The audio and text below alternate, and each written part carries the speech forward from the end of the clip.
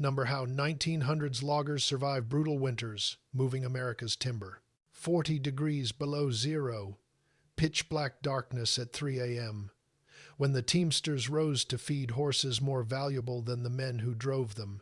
5 months of this, 20 weeks straight, no days off, no escape through snow 5 feet deep that would swallow anyone who tried to leave. The forest wasn't scenery. It was a fortress that killed regularly, with frozen branches falling silent through deep snow, with cold that burned lungs and turned sweat into ice armor, with exhaustion that made vision blur until men sat down to rest and never stood up again. They woke anyway, dressed in darkness, walked 4 miles through waist-deep snow carrying 60 pounds of gear before dawn broke, cut trees until they couldn't see, ate frozen food in 8 minutes before hands stopped working, did it again the next day because winter was the only season it could happen and America needed lumber.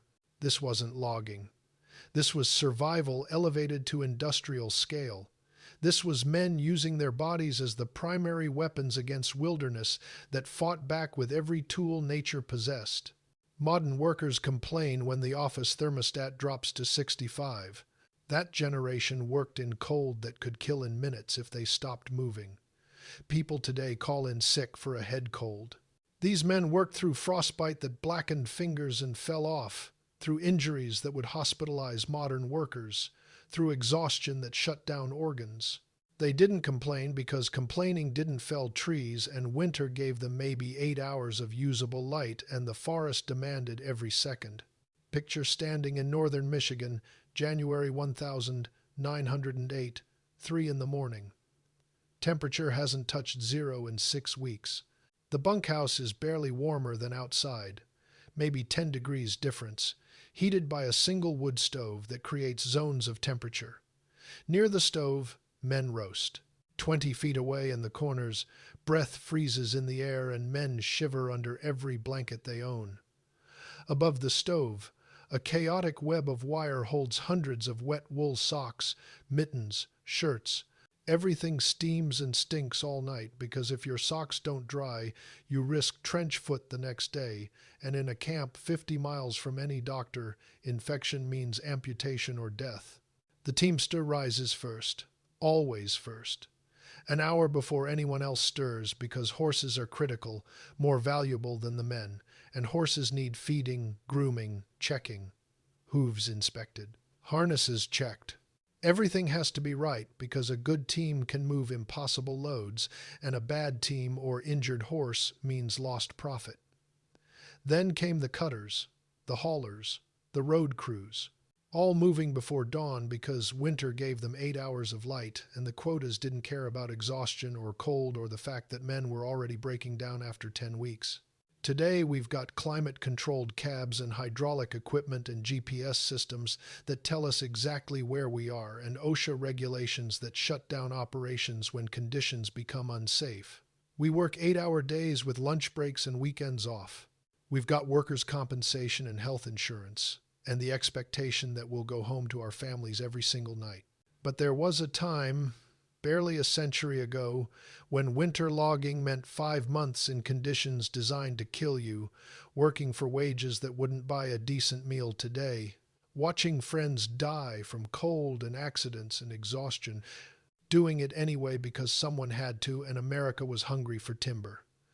This is the story of how they survived, how they conquered wilderness when stopping meant freezing to death and the only weapons they had were will and muscle and the understanding that comfort wasn't negotiable. Let's talk about why winter was the only season this could happen, because understanding the season is understanding everything that followed. Summer meant mud. Roads became impassable for heavy loads. Spring meant melt and river drives. Fall meant preparation. Winter was the window. 5 months when frozen ground could support massive weight and ice roads became the superhighways that moved America's timber. But winter at 40 below wasn't just a season. It was an enemy that killed as efficiently as any falling tree. The crosscut saw was their first weapon against trees that had stood for centuries. 6 feet of steel, 20 pounds of metal that had to move in perfect rhythm between two men for hours. Push, pull, push, pull, push, pull. Miss the rhythm, and the saw binds in frozen wood harder than seasoned oak. The tree wins, your partner curses, you start over. 10,000 strokes to fell one tree. Then they move to the next, because the daily quota didn't adjust for exhaustion or cold, or the fact that your hands had stopped having feeling 3 hours ago. But frozen wood at 40 below didn't behave like normal wood. It was dense, compact. The cold squeezed moisture into ice that made every fiber rigid. A saw that would glide through summer pine fought every inch in winter spruce. The teeth had to be filed differently, special winter filing with angles that could clear frozen sawdust that acted like gravel instead of dust. Get the filing wrong and the saw bound every third stroke. Get it right and you still fought for every inch. The double-bitted axe was backup and finisher. 6 pounds of steel on a hickory handle, one edge for rough cutting. One edge kept sharp as a razor for the final blow. A logger swung it 10,000 times before sunset. Every swing started in the legs, transferred through hips, exploded through shoulders. After a week, your body learned the motion. After a month, you didn't think. After a season, you were either broken or you were a logger. But steel at 40 below becomes brittle. Physics doesn't care about necessity. When steel gets cold enough, its molecular structure changes. It loses flexibility, becomes glass. Hit a frozen knot wrong and the axe head could shatter, not chip, shatter. Pieces of steel flying like shrapnel. That happened. Men carried spare heads because tools broke and the work couldn't stop. Handles were almost worse. Hickory and ash were chosen for their strength and flex. But flex requires moisture. Winter sucked moisture from everything. Handles became brittle, snapped under stress. A man swinging an axe when the handle breaks mid-swing loses control. The head flies. Sometimes it hits another man. Sometimes it buries in the swinger's own leg. So they learned. Warm the handles near fires when possible, not too close or the wood burns, just close enough to restore some flexibility. Rotate tools, give handles time to rest. Treat them like the critical gear they were, because without working tools, men were just bodies in the cold waiting to freeze. Felling the tree was only step one. Moving it required cant hooks and peaveys, long poles with curved metal hooks that bit into bark and gave leverage. 6 men per log typically, sometimes 8 for the massive ones. Coordination in cold that made hands barely functional. Fingers already numb from sawing, now trying to grip wooden handles slick with ice. Roll the log, position it, roll again. Get it onto the skid trail where horses could drag it to the loading site. Every movement burning calories, every calorie precious because food froze and men ate in minutes before their hands stopped working. The body was the engine that made everything else function. Feed it or it fails. Simple as that. Men needed 8,000 calories per day. That's 4 times what modern people burn. The body needed that much just to maintain temperature and power the brutal labor. Fall short and the body cannibalizes itself. Muscle becomes fuel. Weight drops, strength fades. Eventually you can't work. Then you can't survive. Loading was its own nightmare. Getting logs from ground level onto sleds that stood 4 feet high. No hydraulics, no machinery. Just cant hooks, leverage, and backs that were already screaming from a day of cutting. Multiple logs per sled, stacked and chained, each one weighing hundreds of pounds. Each one requiring coordinated effort from men whose fingers wouldn't bend anymore. They developed techniques, used smaller logs as rollers, built ramps from whatever materials were available, leveraged physics wherever possible, but ultimately it came down to muscle. Lift, push, hold, stack, chain, repeat. Do it while daylight faded. Do it while temperature dropped further. Do it because the sled had to be loaded before dark, and the teamster had to start his haul. The ice road was technology born of necessity and brutal physics. Moving 70 tons of logs on snow was impossible. Friction was too high. 2 horses couldn't budge it. 20 horses, maybe. But 20 horses per load was economically insane. Someone figured out that ice changed everything. The sprinkler sled was the key. A massive, watertight box, roughly 8 feet by 8 feet by 4 feet deep, holding approximately 60 barrels of water, mounted on heavy runners. Pulled by horses at night when temperatures dropped to -20, -30, -40, the coldest hours, the most miserable hours, but the most effective. A crew worked overnight while cutters and haulers slept. The ice crew moved. They'd already cut ruts into the packed snow with a rut cutter, a specialized sled with sharp blades that gouged parallel grooves like train tracks. These ruts would guide the massive log sleds and keep them on course. Then came the water. Open the valve on the sprinkler sled. Let water flow into the ruts. At 40 below, water freezes on contact. Not eventually. Instantly. The ruts became channels of solid ice, smooth as glass, friction nearly eliminated. On a properly iced road, 2 horses could pull what would require 20 on snow. Physics made simple through suffering. Champion loads reached 70 tons. Imagine that weight. 70 tons of logs stacked on a sled, moving down an ice track cut through forest, pulled by 2 horses, controlled by 1 man, the teamster, his life depending on maintaining perfect speed. Too fast and the load gains momentum, becomes a runaway, crushes the horses, kills everyone. Too slow and friction lock happens where the runners freeze to the ice and the horses can't break it free. The teamster rose at 3 a.m., fed and groomed horses while other men slept. Then came the haul. 12 to 14 hours of managing horses on ice roads with 70 tons behind them. Watching for ice conditions. Feeling through the rains when the load was gaining momentum. Constant vigilance because one mistake meant death. His hands never rested. Holding reins for 12 hours in 40 below cold. Leather reins that conducted cold directly into palms. Wool mittens helped but couldn't eliminate it. After hours, hands cramped, fingers locked. He had to keep feeling, though. Had to maintain that connection to the horses because the reins told him everything. Tension changes, rhythm shifts, signs that horses were struggling or that the load was behaving wrong. Road monkeys made the difference on hills. These were specialized laborers, often older men, or those injured in previous work who couldn't fell or haul anymore but could still contribute. They stationed themselves on steep downgrades with sacks of sand or hay. Their job was simple and terrifying.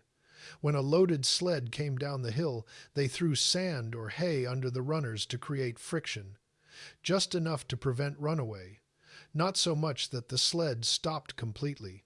A road monkey stood on an icy hill, 70 tons coming at him. He had to time it perfectly, throw the material, step back. If he slipped, if his timing was off, if the ice betrayed him, the runners caught him. 70 tons doesn't stop for one man. It happened enough that camps expected it. A road monkey slipped while trying to sand a downgrade. The massive runners caught him. The sled kept moving because stopping wasn't an option with that much momentum on ice. He died there. They pulled his body aside, brought in another man to take the position. The work continued because timber contracts didn't pause for casualties. And if you're finding value in these stories of America's toughest workers, please subscribe to help the channel grow and keep these histories alive. The bunkhouse was where survival happened between work shifts. And the bunkhouse was its own kind of war. A long wooden structure, drafty by design and decay. One central wood stove for 40 to 50 men. The stove created a temperature gradient that turned the building into zones. Near the stove, men roasted. 10 feet away, breath froze. In the corners, 20 feet from heat, men shivered under every blanket they owned. Ventilation was a constant fight. Open the skylight vent and fresh air came in, but so did Arctic cold that froze men in their bunks. Close the vent, and the air became suffocating, thick with smoke from the stove, stench from wet wool and unwashed bodies, carbon monoxide that gave headaches and made men dizzy, never a perfect balance.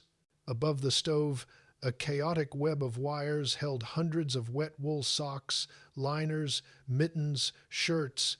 Everything steamed and stank all night. If your socks didn't dry, you risked trench foot. Feet that sweat in frozen boots, moisture trapped. Skin breaks down, infection sets in. So men fought for wire space, elbowed each other aside, made sure their gear got near the heat. The heat also hatched lice. Graybacks, they called them. The eggs lived in seams of clothing and bedding. The stove's warmth brought them to life. Men woke covered in bites, itching, scratching until they bled. Every Sunday was boil-up day. Men stripped, boiled their clothes in massive pots, trying to kill the eggs. It worked for maybe 3 days. Then the cycle started again. Lice were a fact of life. Accept it or go insane. Sleep was survival, not rest. Men collapsed into bunks around 8 p.m., exhausted from 16-hour days that burned calories faster than they could replace them. They slept in their work clothes because taking them off meant freezing. The clothes were frozen stiff from the day's sweat anyway. Breaking them apart to put them back on in the morning was its own battle. Some men slept with their boots. Leather froze solid overnight. In the morning, boots were rigid blocks that wouldn't bend. Try to force your foot in and you tear the leather. So some men kept boots in their bunks, using body heat to keep them pliable. Others thawed them near the stove each morning, carefully, because too much heat burns leather and ruins boots. Either way, getting boots on was the first obstacle of every day. Morning came at 4 a.m., when the camp foreman or cook shouted the traditional wake-up call. Daylight in the swamp. Nobody wanted to move. Bodies were broken. Muscles screamed. Joints refused. But the call came and men moved because not moving meant getting fired, and winter meant no other jobs available. You worked or you starved. The walk to the cutting site began in darkness, 2 to 4 miles through snow that could be waist-deep off the packed trails, carrying axes, saws, files, wedges, 60 pounds of gear. Temperature still negative, 30 or worse. No conversation. Men saved breath. Focused on moving, on maintaining pace, on not sweating too much, because sweat would freeze. Once work started and frozen sweat against skin caused hypothermia. Some men didn't make the walk. Older loggers, those weakened by accumulated frostbite or injury, they'd make it half a mile and sit down. Just need rest, they'd say. Would catch up in a minute. Other men kept walking because stopping meant losing body heat. By afternoon, when crews walked back, those who'd sat down were frozen, dead, eyes open, bodies rigid. The cold didn't care about exhaustion or age or need for rest. The cook was the most critical man in camp. More important than the foreman. More important than anyone except maybe the bull of the woods who ran everything. The cook rose at 2 a.m., 2 hours before anyone else. Started fires in the cook stove. Began preparing breakfast that would fuel men for the day ahead. Beans were the foundation. Massive iron pots filled with beans, salt pork, molasses, lard, buried in pits filled with hot coals, baked for 24 hours. The result was a calorie bomb. Fat-rich, protein-dense, designed purely as fuel. Taste was negotiable. Calories weren't. Men ate pounds of beans, chased it with fried salt pork, thick slabs that dripped grease, biscuits soaked in lard, coffee strong enough to strip paint, everything designed to pack maximum calories in minimum time. The silent table rule was enforced. No talking during meals. The rule served efficiency. Men needed to focus on eating, on getting food in before it cooled, on consuming enough to fuel the day. Talking slowed eating. The cook's job was to fuel men, not entertain them. So meals were silent except for chewing and the scrape of utensils on tin plates. Lunch was the cold bean challenge. The cook prepared food, loaded it on a sled, sent it to the cutting site. By the time it arrived, beans were freezing slush. Stew was ice. Men ate anyway, ate fast.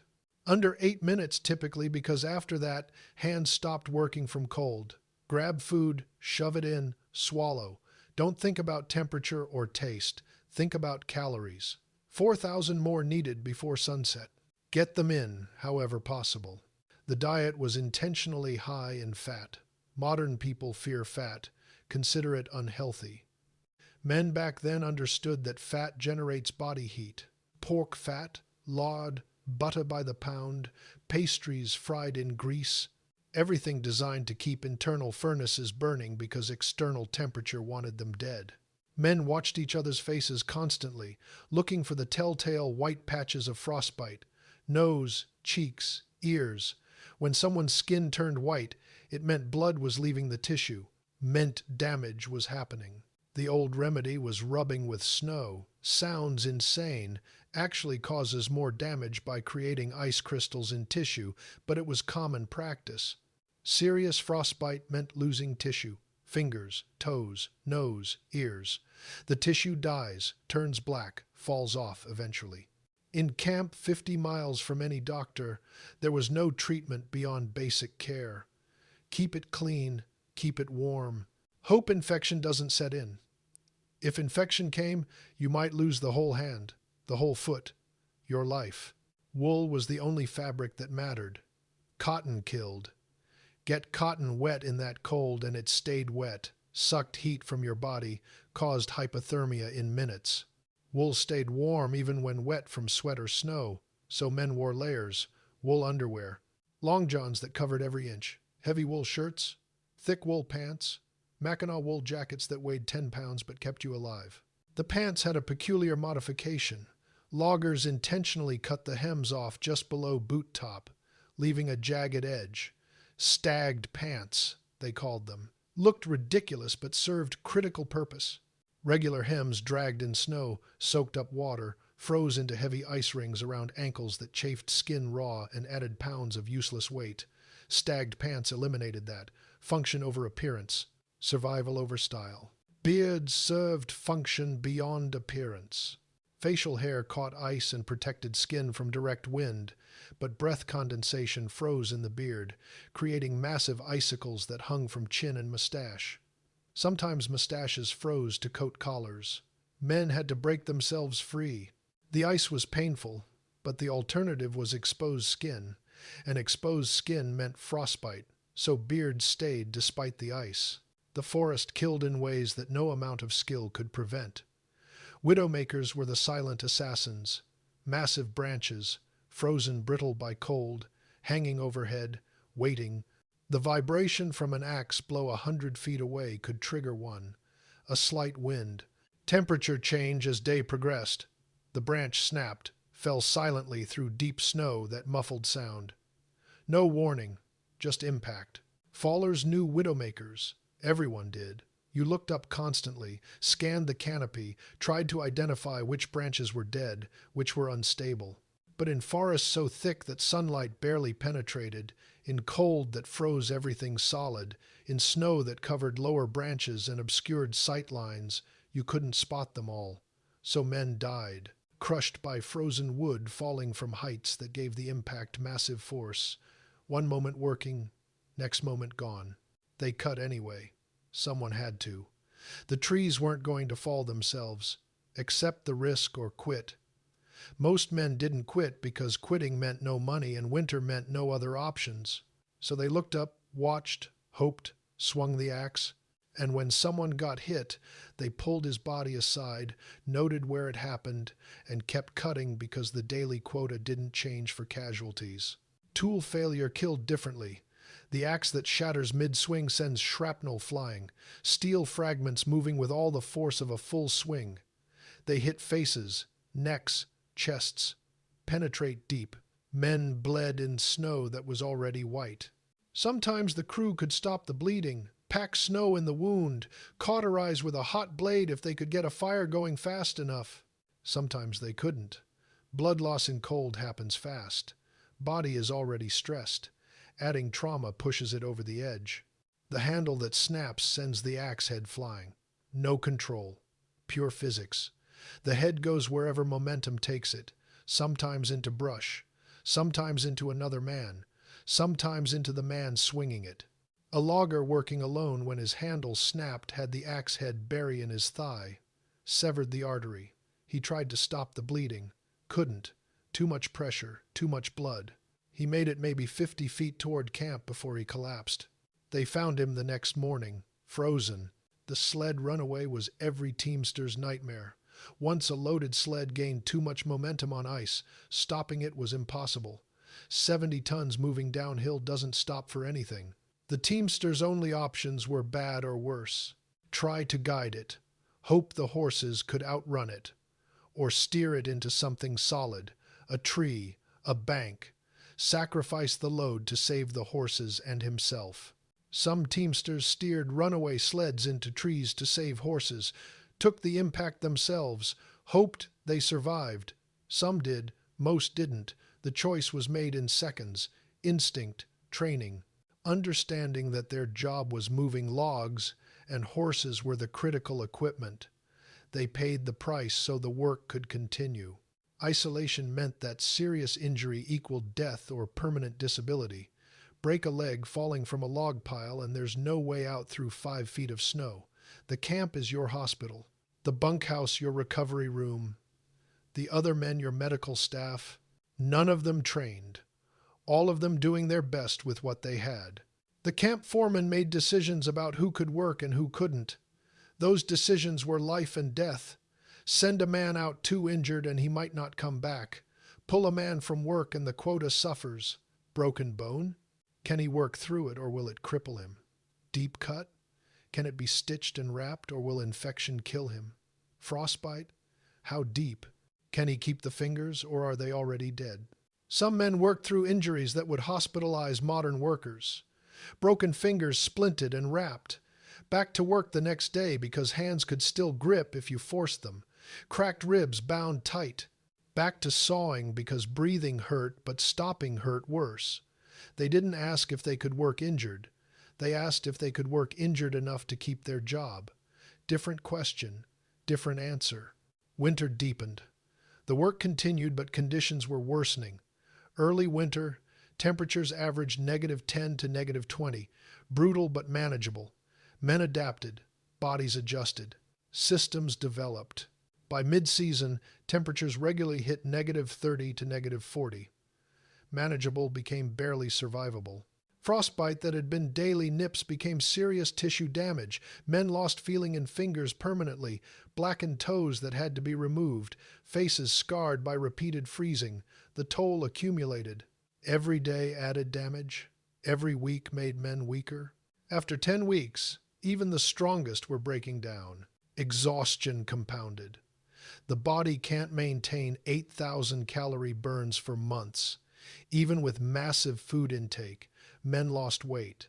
Muscle mass decreased. Strength faded. They pushed through because stopping wasn't optional. But performance declined. Trees that took 10,000 strokes in November took 15,000 in January. Men who could work 14 hours in December managed 10 in February.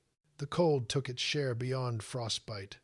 Hypothermia crept in during the long walks to cutting sites. 4 miles through snow and darkness before dawn. Bodies already tired, calories already burning. By the time men reached the work site, some were hypothermic, sluggish, confused, shivering uncontrollably. They tried to work anyway. Swinging axes warmed them eventually if they could force the motion. If they couldn't, they sat, rested, tried to recover. Sometimes they did. Sometimes they didn't wake up. Nobody checked on men who sat down, not out of cruelty, out of necessity. 40 men spread across acres of forest, everyone working their own area. If someone sat, it was assumed they needed rest, would get up eventually. By the time someone noticed a man hadn't moved in hours, he was frozen, body rigid, eyes open, dead. The monotony broke men as much as the cold. Same routine every day for 20 weeks. Wake in darkness, freeze getting dressed, walk through snow, cut trees, eat frozen food, cut more trees. Walk back in darkness, eat, sleep, repeat. No variation, no entertainment, no break from the grind. Some men handled it, others cracked. Mental breakdown looked different in logging camps than it does now. No therapy, no diagnosis, just men who stopped functioning, stopped talking, stopped eating, stared at walls. The camp had no resources for that. Foremen sent them home if they could walk, left them in bunks if they couldn't. Spring approached slowly. Late winter was the worst, bodies most broken, supplies running low, tempers short. 15 weeks in, 5 weeks remaining. The thaw deadline loomed. Logs had to reach river landings before ice melted. Ice roads had to remain frozen. One warm week too early and the whole season's work became stranded timber worth nothing. So they pushed. Final surge, maximum effort despite maximum exhaustion. Foremen drove men harder. Quotas increased. Hours extended. The camp operated on willpower and desperation because missing the deadline meant financial disaster for companies and unemployment for men. Some didn't make it. Bodies gave out. Hearts failed. Men simply stopped, collapsed, died where they fell. The 17-week mark was notorious. Bodies could sustain brutal labor for 16 weeks. 17 pushed past limits. Crews lost men in the final push. Not to accidents, but to exhaustion. Physical systems shutting down. They'd paid everything. Had nothing left. Died from depletion. The survivors made it to week 20. Spring thaw began. Ice roads deteriorated. Logs were loaded on sleds for final runs. Everything that could move had to move now. Within days, ice would be too thin. Roads would become rivers. The window was closing. Final loads went out. Teamsters pushed horses to limits, made multiple runs daily. Speed mattered more than caution. Some sleds broke through deteriorating ice, lost entirely. Men and horses drowned in meltwater under breaking ice, but most loads made it. Got to river landings, stacked on banks, ready for the river drive that would come when water rose. The camps emptied. Men collected pay, what little remained after room and board deductions. 20 weeks at roughly $1 a day, maybe $30 total if they were lucky, for 5 months of hell, for permanent frostbite damage, for bodies aged years in months, for watching friends die, $30. They left, walked out. Some went home to families. Some went to other camps for different work. Some died on the walkout because their bodies had nothing left, and the effort of walking finished them. The camps stood empty, silent, waiting for next winter when new men would arrive and the cycle would repeat. Let's talk about what we've lost, because something profound was lost when we stopped requiring this kind of endurance. We gained safety. We gained comfort. We gained the expectation that work shouldn't destroy your body or kill you. Those are good things. Unquestionably good. Nobody should have to work in conditions that cause permanent tissue damage or die from exhaustion at week 17. But we also lost something. We lost the understanding that some things require sacrifice. That comfort is modern and wasn't always available.